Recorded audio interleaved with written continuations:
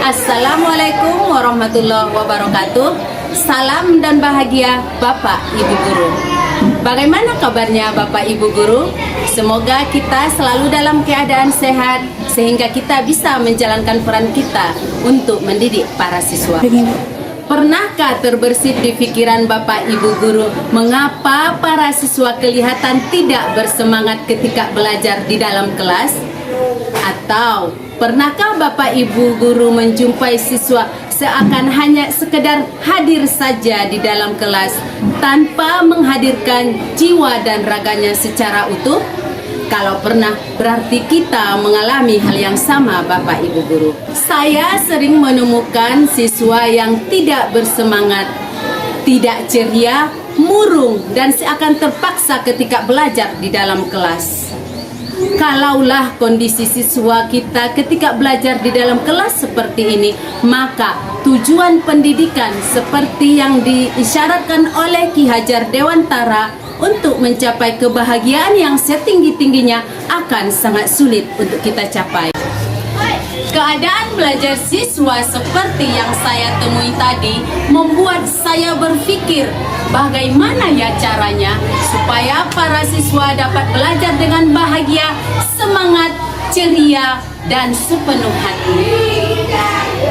Dalam melaksanakan peran sebagai pendidik, saya selalu berusaha mengedepankan rasa aman dan nyaman siswa dalam belajar, sehingga tercipta pembelajaran yang selalu berpihak kepada peserta didik. Siswa akan belajar dengan nyaman, tanpa beban apabila kebutuhan belajarnya terpenuhi. Kebutuhan belajar siswa dapat kita identifikasi salah satunya dengan melihat profil belajar siswa. Profil belajar siswa dapat kita identifikasi secara lisan maupun tulisan. Saya lebih sering melakukannya secara lisan. Saya bertanya langsung kepada siswa, cara belajar seperti apa yang buat mereka nyaman dalam belajar. Dengan cara ini, saya dapat mengetahui secara langsung siswa mana yang memiliki profil belajar audio, visual, maupun kinestetik. Dari jawaban-jawaban siswa tadi juga, saya menyadari bahwa ada siswa yang sangat senang belajar mandiri dan ada juga siswa yang lebih senang belajar dalam kelompok. Dengan melihat profil belajar siswa yang berbeda-beda tadi, saya merasa perlu sekali mendesain sebuah pembelajaran yang mampu memfasilitasi berbagai profil belajar yang mereka miliki. Nah, baru-baru ini saya mempelajari tentang pembelajaran berdiferensiasi. Menurut saya, pembelajaran diferensiasi merupakan satu solusi dari apa yang saya hadapi tadi. Sebelum memulai pembelajaran diferensiasi, saya memastikan emosi setiap siswa berada pada level bahagia.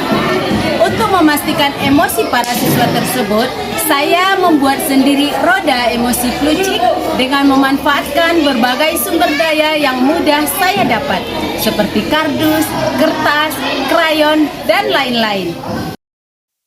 Keterangan berbagai emosi yang terdapat dalam roda emosi Plucik ini sengaja saya buat dalam bahasa Inggris karena saya adalah seorang guru bahasa Inggris di SMP Negeri 1 Tambangan. Proses pembuatan roda emosi Plucik ini sangat sederhana dan tidak memakan biaya dan waktu yang banyak. Sebelum pembelajaran, saya mengajak para siswa untuk mengenali emosi mereka dan menetralkannya.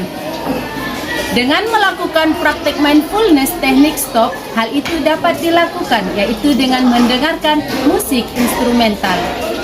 Kekurangan sarana prasarana yang ada di sekolah tidak menjadi alasan bagi saya untuk tidak melakukan praktik tersebut.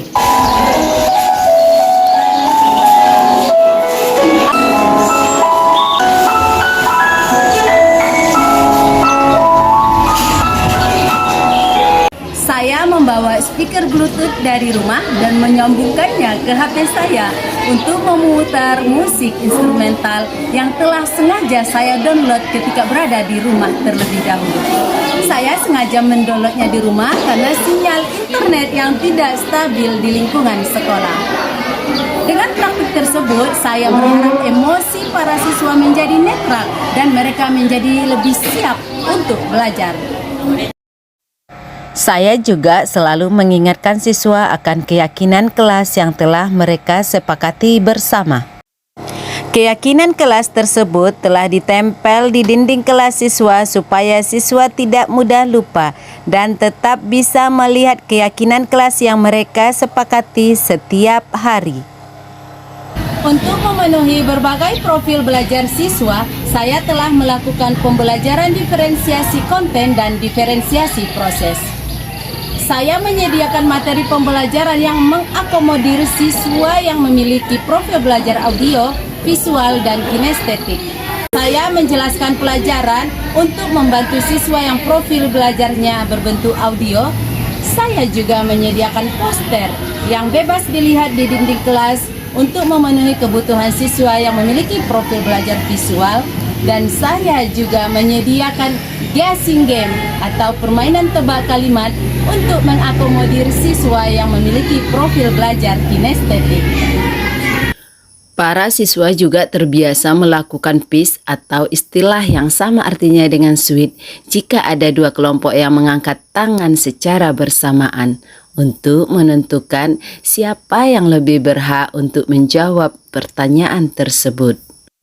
Kegiatan sederhana ini sangat menyenangkan bagi siswa dan menghidupkan suasana kelas. Dalam menerapkan diferensiasi proses, saya memberikan pertanyaan pemantik di awal pembelajaran kepada siswa. Kemudian saya melakukan kegiatan Think, Write, Share yang merupakan kegiatan individu yang dilakukan setiap siswa.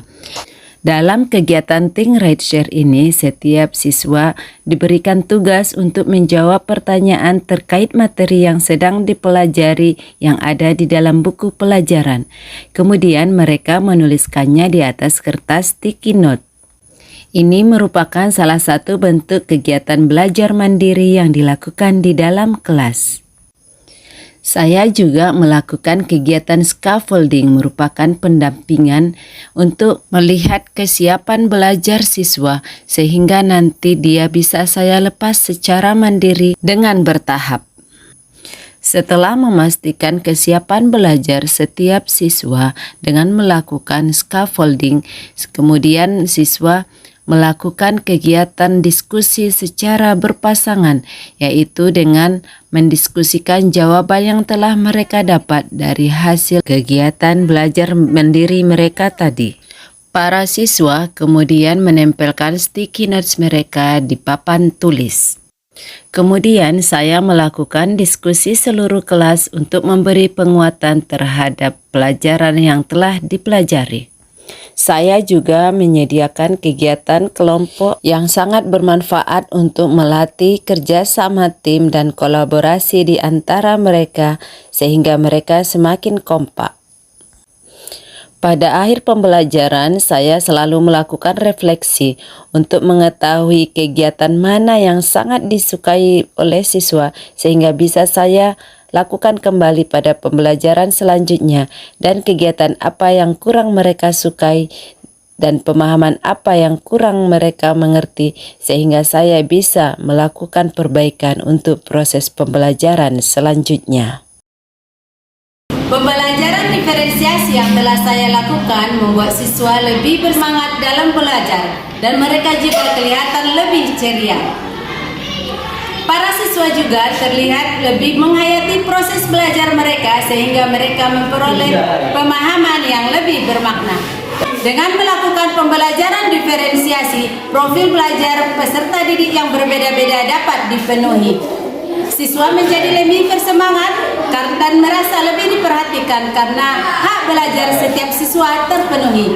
Saya akan berusaha semaksimal mungkin untuk selalu menerapkan pembelajaran diferensiasi di setiap proses pembelajaran. Semoga video ini bermanfaat untuk Bapak Ibu Guru. Salam dan bahagia, Bapak Ibu Guru hebat.